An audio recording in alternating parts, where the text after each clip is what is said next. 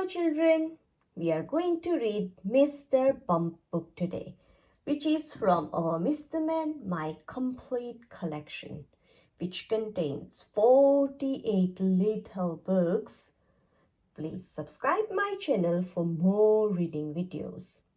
Let's start reading. Mr. Bump.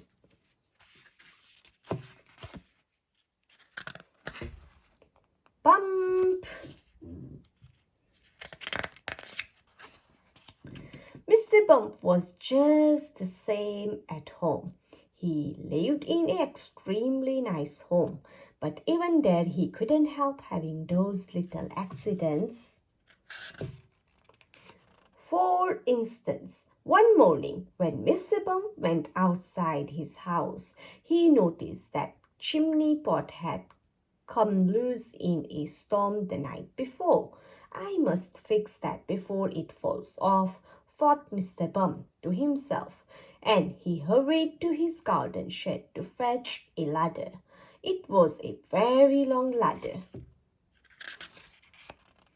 Mr. Bump walked up the garden path with the ladder on his shoulder. He turned the corner of the garden path. Crash went the living room window. Oh dear, thought Mr. Bump, and he turned to see what had happened. Crash went the kitchen window behind him. Oh dear, thought Mr. Bump again, and he rested the ladder against the wall of the house so that he could climb up on the roof to mend the chimney pot. Crash went to the bathroom window. So you can see how Mr. Bump had his little accidents. Mr. Bump had many jobs, but somehow they never seemed to last very long.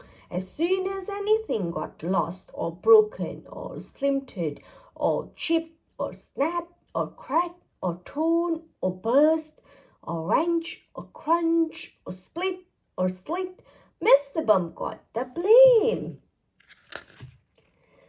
For instance, when Mr. Bump worked on a farm, he tripped over the farm dog and split the milk which he was carrying for the farmer's wife, and which the farm cat lapped up.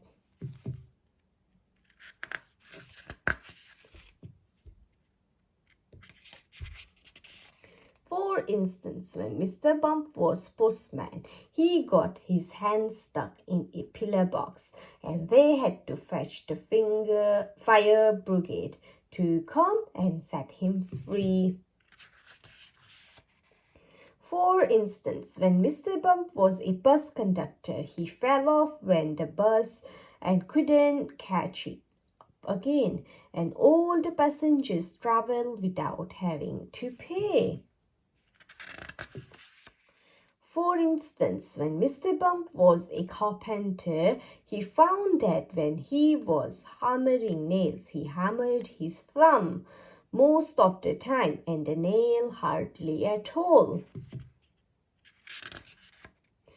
In order to recover from his series of rather unfortunate happenings, Mr. Bump decided to take a holiday, that he could think about what sort of job he could do where he wouldn't be such a nuisance to everybody. So off he set to the station to catch a train to the seaside. While Mr. Bump was on holiday, several things happened. For instance, he fell off a boat into the sea, and the lifeboat had to come and rescue him. For instance, one day when he was quietly walking along the beach minding his own business, he got his foot stuck in a bucket and he couldn't get it off. He had to walk around with it on his feet for hours. For instance, another time he was walking along the beach when he walked straight into a large hole that somebody had dug, and he had to stay there all night because He had to stay there all night because he couldn't climb out on his own. However, despite all these little accidents, Mr. Bumps enjoyed his holiday, and while he was there, he had a splendid idea about what sort of job he should do. It was quite the best idea Mr. Bump had ever had, an absolutely splendid idea.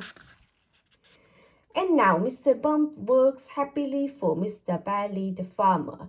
Mr. Barley has a rather large apple orchard on his farm, and that's where Mr. Bump works. Mr. Bump's job is picking apples, but he doesn't use a ladder to climb up the tree to pick the apple like other apple pickers. Oh no, Mr. Bump has a much better way of picking apples than that. He just walks about, and before long, Mr. Bump, being Mr. Bump, walks into a tree. Bum!